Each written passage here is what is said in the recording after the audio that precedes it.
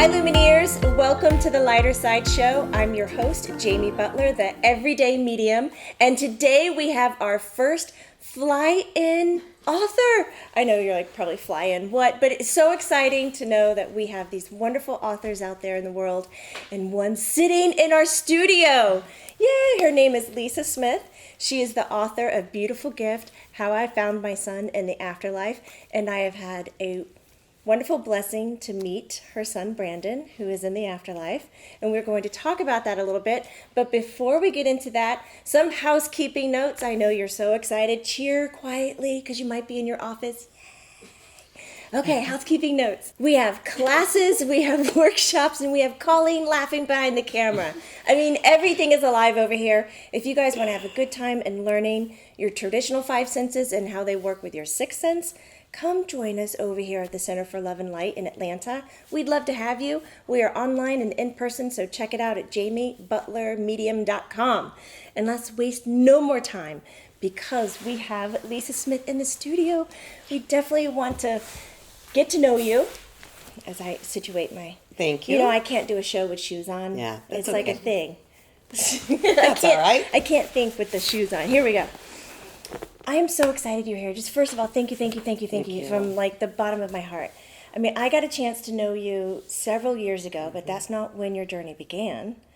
And some backstory to our Lumineers.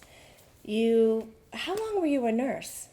I was a nurse for 20 probably plus years. 20 plus years. So very much in the medical field, very logical. And you decided to write a book about your son's passing. Right. And it's not so heady and logical. No. So I'm interested in, look guys, here's the book. I'm looking at it on the table, but here it is.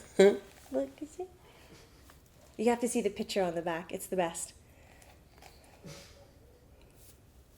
Do you know, when you launched your blog and your website is howifoundmyson.com, and the blog is on the website, but you also have a Facebook. Right. What's the link for that one? The link for that one is Beautiful Gift. That's right, Beautiful Gift. And it is a beautiful gift. So the first time you posted your blog, I think I waited months after before I went and looked at it. And you had pictures of your son up there, and I'd only met your son in spirit. And when I saw the pictures, I tell you, it took me back. Like it, because there's something, when I meet someone in spirit, I kind of just believe that's where they always were. I mean, I know they talk about their life, but for me, I didn't get to meet them like that. So it's not something I have a memory to or a connection to. And then to see the photographs and how much, like, he looks alike, and those mannerisms I saw him do for me were in the pictures, and it just kind of really spooked and creeped me out. It's kind of hard to do. It's not, because it did. And I think his mannerisms also jump out on the pages of the book. Yes, they do. It is a really good read, guys. And I would say this book is for anybody who has transitioned anyone, be it from a family member, child, parent, grandparent, aunt, uncle, pet. Like, it is just this discovery of how a relationship continues. Correct. But I like how your journey takes off from coming from the background of being a nurse. And you have experienced death and dying before, so there's nothing new there. No. I experienced a lot of that during my career. And especially early on, even when I was like 16, I worked as a nurse's aide at the nursing home. So I had experienced lots of people that had transitioned and passed in my life. Did you ever come across communicating to them beyond their passing, or was it always like a goodbye and an ending of a chapter? I think the thing that most sticks out in my mind were that when people, when they would transition, like in the nursing home, I'd often hear people that were just about ready to cross over see other people that had already gone before them. So that was something that really stuck out in my mind. And when I was 23, I lost my father. And he died of a massive heart attack at age 51. And the night before his funeral, I had this really vivid dream, which I'm told now is called a visit. It's not really a dream. I like it. So I have never had a dream like that before, and I've never had like a dream like that after. I was 23 years old, and it was so real, just like you and I sitting here. And when he just came to tell me that he was okay, and that I wasn't to worry. And at the time, I didn't know it, but I was expecting Brandon. And I soon learned that after that happened. And Brandon is your son who passed. Which is who you base the book on. Right. So even though you had these experiences with death and dying, what kind of belief systems or what did you believe in through those experiences? How did it build it for you? I think I had always been anchored in Christianity and God and my belief in an afterlife. But I think that dream when I was 23 really gave me a sense of, I knew right then and there when I woke up with such peace in my soul from having that dream about my dad, I knew that there was something about the afterlife that we here on earth didn't. They went on. I knew that it did not stop after people pass, after they transition. I knew that there was an afterlife, and my father and my uncle, who had passed of pancreatic cancer, were walking down this bright light, brightest light I've ever seen in any dream ever. And I knew then it was really not anything concrete, but it was like it was explained to me in a way that spiritually I just knew, and which is why after Brandon passed, I really tried to seek out Jamie, and I found Jamie, and she saved me. That's She did. really sweet to say. She did. Well, I'm curious to know, like, even after your father's death, it sounds like you didn't hunt and peck too much further into understanding the afterlife. It kind of, that experience put a bow on it for you. It brought you It peace did. and you let it go. Mm-hmm. But it didn't do that for your son. No. So talking about those kind of losses, I always thought that was really, really hard to lose my father when I was 23. It was very difficult. I had no idea that it was going to be so shattering for me to lose Brandon. They were millions of miles apart, the feelings. And I think I don't think there's any greater loss in the world than losing a child. I think it's one of the hardest things, and it's something that nobody ever wants to think about, nobody ever wants to talk about. It's we just rather just put it out of our minds rather than to actually confront it and think about it. I agree. There's not a lot of support No. in our culture. No, there's not. And it's almost like it's out of order, and it's like something that, when it first happens to you, you're like devastated. You're like, well, how am I going to breathe? How can I go on? How can I even think about this? It's just... Well, in that state of mind, how were you like, well, I'm going to write a book? Well, Like, how does... it took me 8.5 years, so it wasn't like overnight. It was a journey. I'll say it's a journey. And I think what happened to us right after Brandon had passed, we had so much love and support from our families. I'm the oldest of 7, and my husband is one of 6. So we had lots of love and family support. And I think that after that happened, we had so much after-death communication from Brandon. How? How? Dimes, in single dimes, And at first we didn't even think about it, really. We thought, well, this is weird. It was a terrible winter we were having when he passed away. And I think Kenny's sister Cheryl was the first one to find the dime on the snowy sidewalk when we were going to the funeral home to plan the service. And she picked it up, and, she'd been talking to some people at work about, people finding coins. You always think about pennies from heaven, like people always know. About to say, that's the only thing I've ever heard. Yeah. My experience has been with pennies, and you were the first person I came across that was just dimes. And so a lot of people have asked me, why dimes? You know, there are two different ways I could look at it. I kind of researched the number 10, and it means it's a perfect number. It means a new beginning. And he was born on June 10th. His basketball number in high school was 10. We had just spent 10 days together as a family before he died, and 10 days after we got done spending that 10 days, he passed. So there's a lot of things that way that we kind of like thought about too. And he told us that. He told me the first time when I asked him about that, first time I met you here in Atlanta when I had my reading, when we did it face to face. Yes, we did. The second time. And he said, "Well, Mom, it's because, I thought you're worth more than a penny." He's a character. So what's weird is after that visit, every year I would steam clean my rugs. And I Right. had a little office and was in a different suite.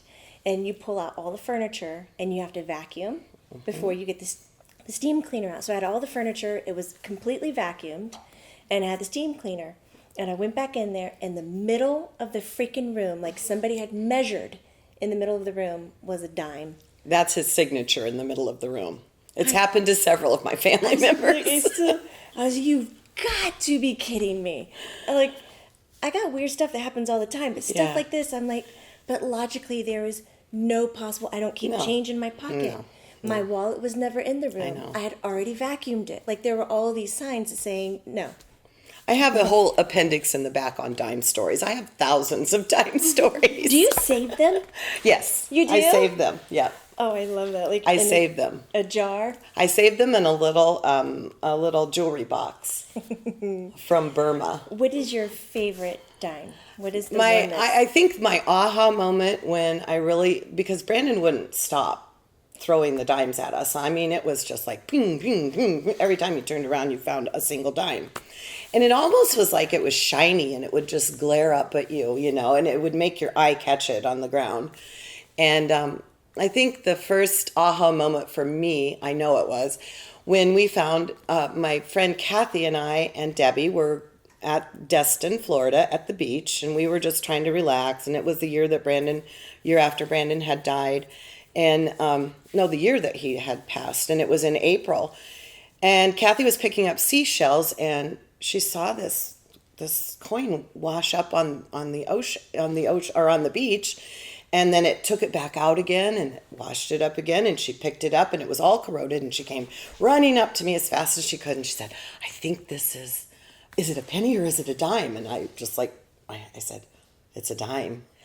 So I'm guarding this coin with my life because I'm thinking, this is from Brandon. I know it is. It has to be. And so I couldn't read what the date was on the dime. So I thought I don't know why that was important to me. So I took it to the Iowa State Fair. We live in Iowa. So I took it to the Iowa State Fair to a coin person, and he looked at it and told me it was, the year on the dime was 1984, which is the year that my son Cody was born. And so to me that was, yes, we could have probably found a dime that fell out of someone's pocket that washed up on the shore from the ocean. That's not... But what are the chances of it being in Destin, Florida, and washing up on the shore, and my friend picking it up, and it be my youngest son Cody's year of birth on it? It was almost like he was saying to me, "Mom, you still have a journey left here, and you still have some work to do." All right, so I'm having a super hard time focusing on you and your words because he's been in the studio for a while, Brandon. Yeah. And he's off to your left-hand side. He's leaning up against the wall. Yeah. Too bad the camera, maybe wide-angle camera, can you see him against the wall? It'd be a big help for me. Big help. Because he was saying, when you were talking about the dimes, why a dime, he was like, she's a perfect 10. Like, it's just perfect. I'm like, oh, God, you said you were going to be quiet for this? Yeah. But he's not going to stay quiet for this. I knew that wouldn't happen. He's listening. You didn't mention the ones in the shoes. You didn't mention the ones in the car. You didn't mention the ones in the garbage. You didn't mention the dimes. Like, he's so proud of yes. these dimes that he's putting in your way. Yeah. Because I'm like, when I find a coin, it's a parking lot coin. Mm-hmm. That's when I see them. I don't have like a relationship with them. I look too Right. because Yeah, you know, penny's a penny.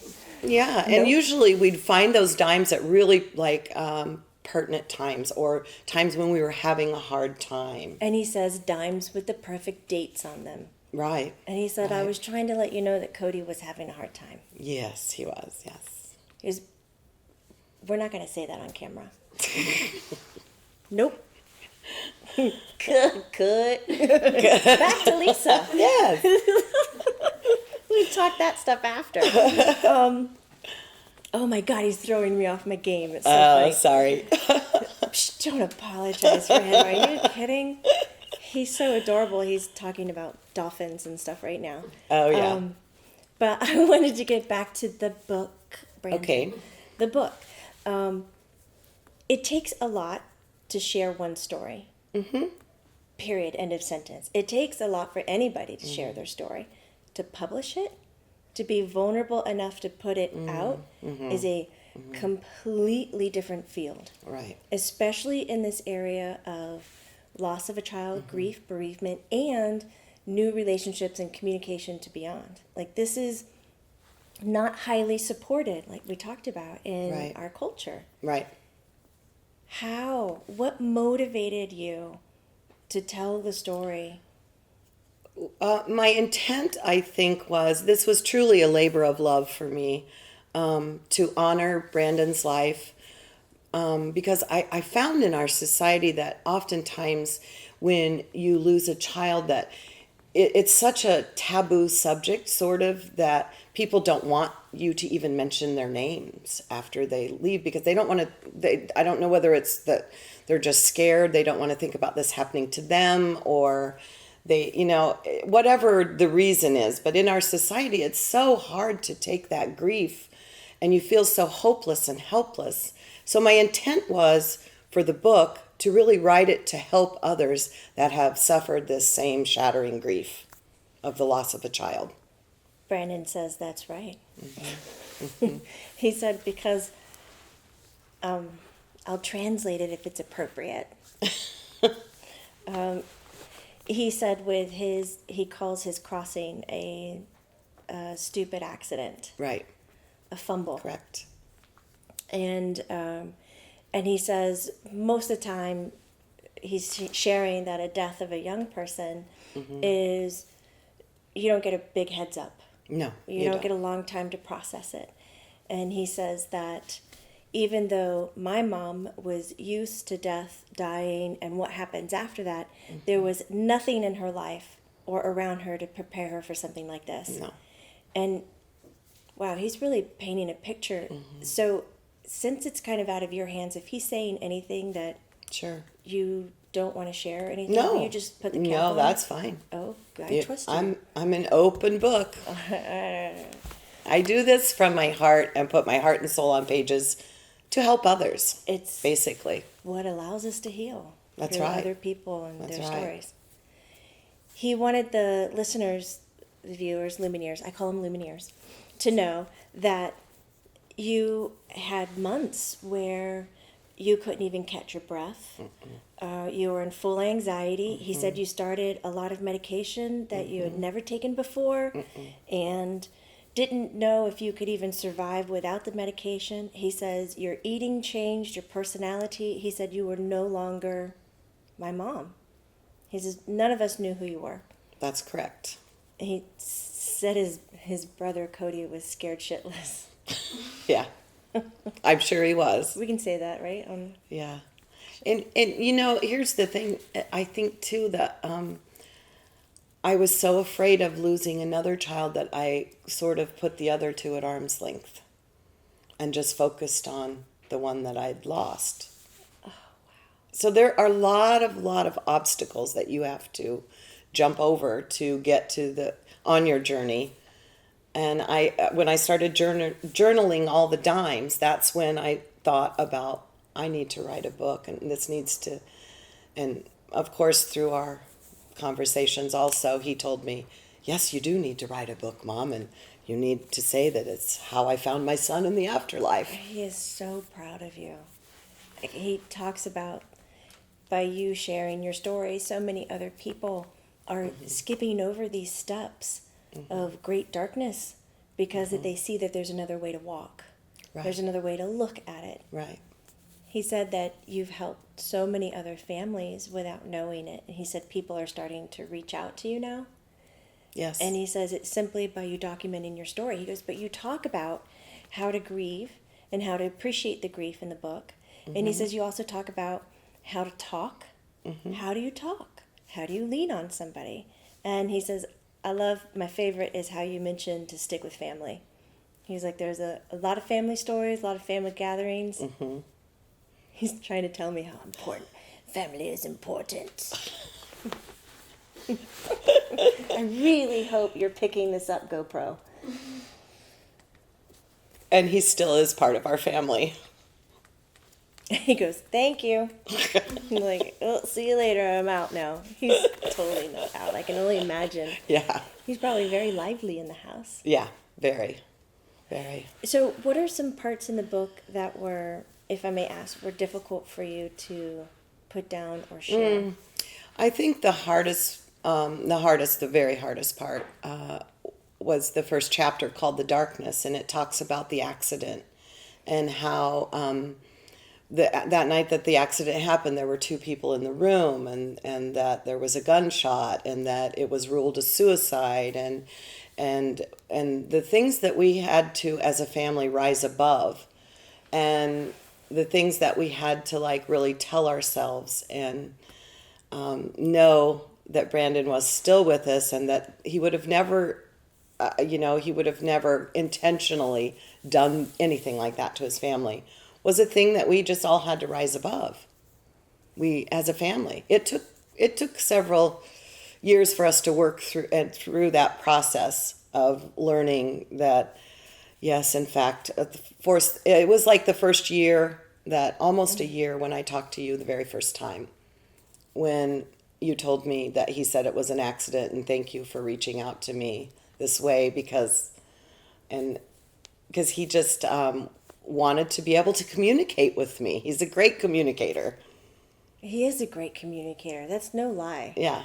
I mean, this kid talked from day one. There was no asking or pulling him forward. I mean, he's very charismatic. Yes.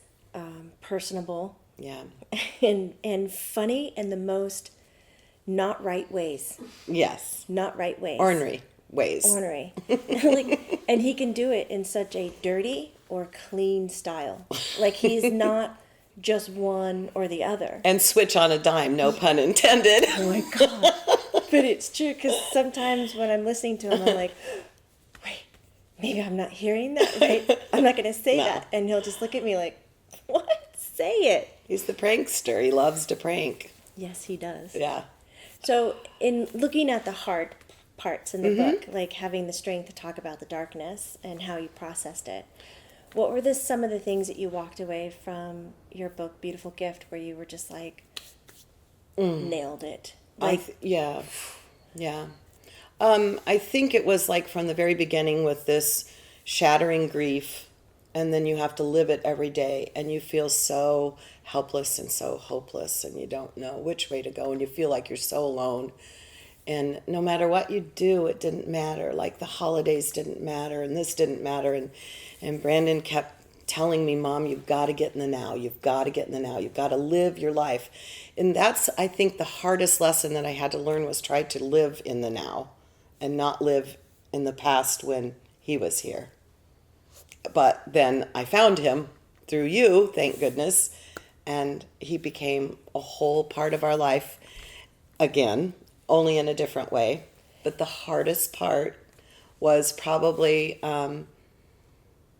just cracking open the eggs and really digging deep and trying to put my feelings on the page so the reader would understand, and then how I climbed up out of that deep, dark hole of grief. Well, it's very nice. I mean, it is a very honest and real voice through the whole book. Mm-hmm. It's not like you flip into some kind of storytelling mode where your personality is lost from it. Right. You know, like, I'm just going to report this to you because that's how important it is. Right. It is you. I mean, you can sit down and read this in an evening. It's addictive. It's just You can't. keep flipping. You're like, oh my God, you got to be kidding. And you're laughing and you're crying. Yeah. You know, and it was just like, oh, that didn't happen. Oh my God, it's amazing. I would have believed right then and there.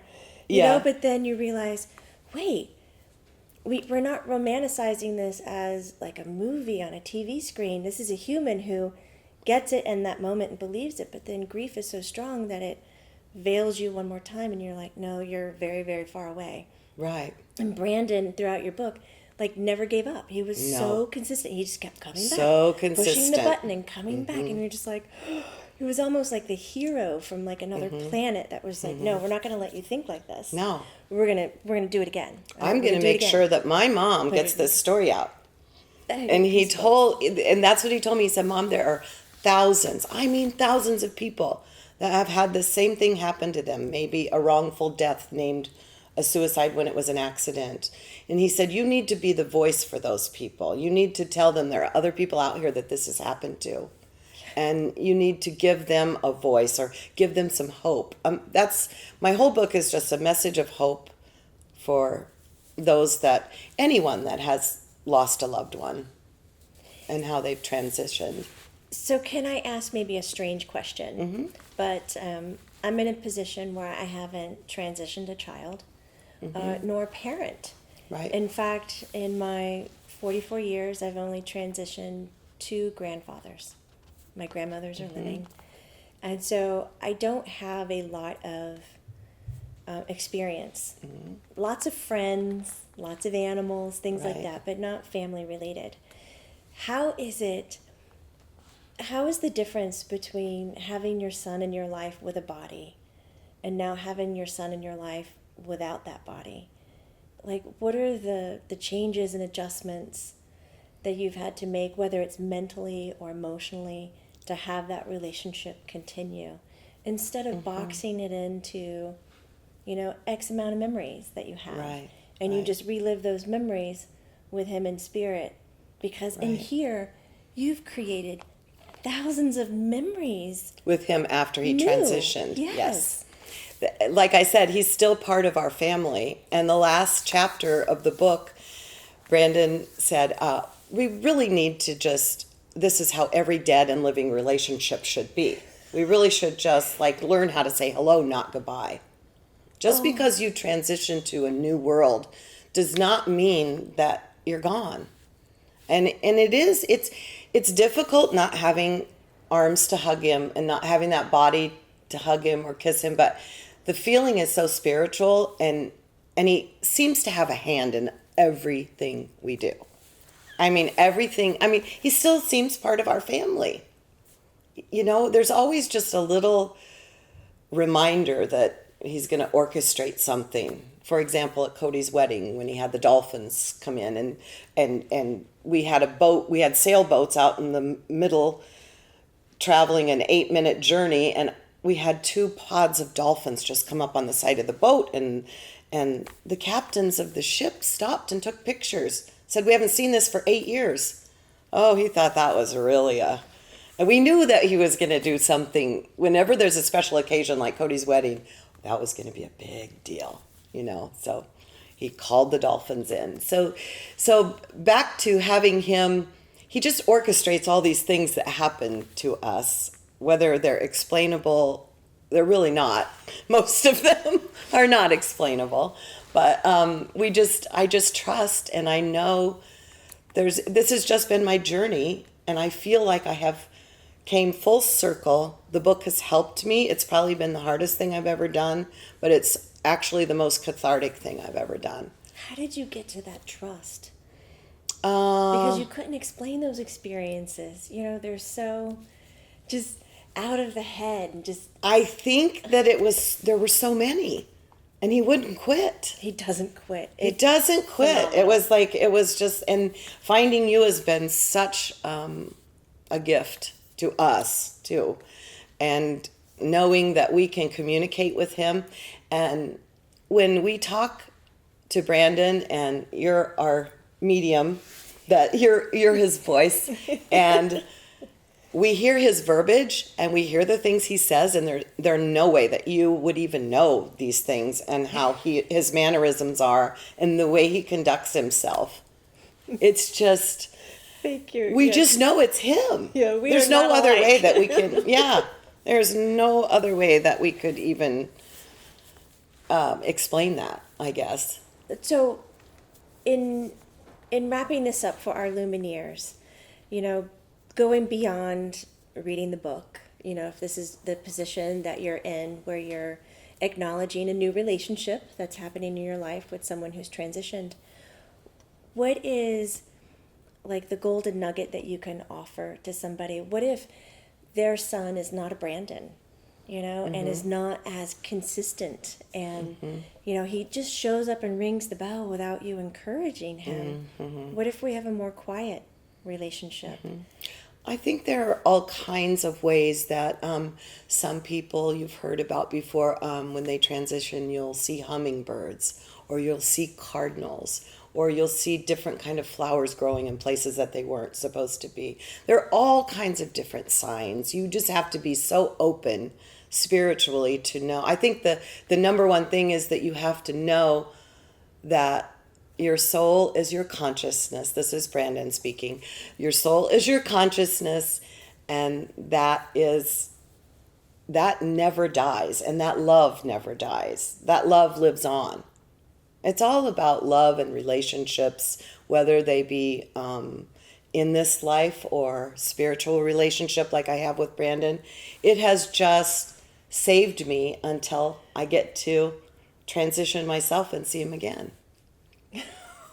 That's not a funny statement, and I just bust out in giggles. I can imagine. Because he's like, no, wait, whoa. Not yet. Yep. And then he's talking about what he's going to do when you transition. He goes, tell my mom she might want to live a little bit longer. Yeah, see, this is what I deal with. It's so funny. Oh my goodness. Well, I can't thank you enough for being here and putting your heart on pages. Yeah, thank you. Honestly, your open and vulnerable heart. Because Right. I've gone through a lot of books, and there are great stories and documentations and reports. Right. But this is like, it's almost, in a way, scary to read because we know you so well.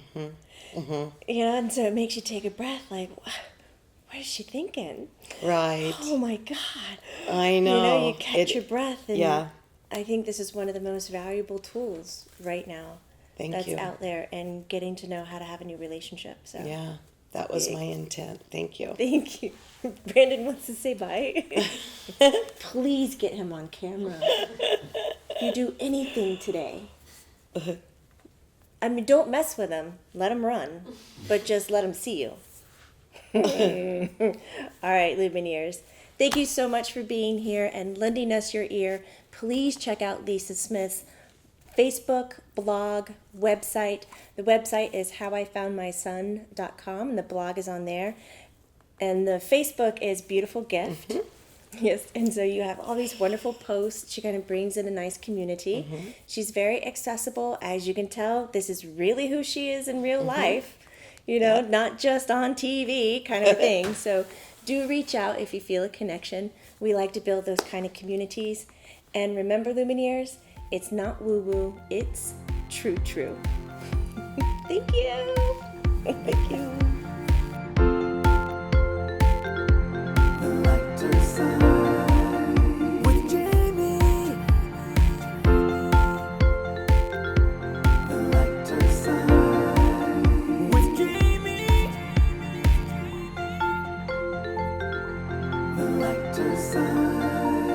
With Jamie.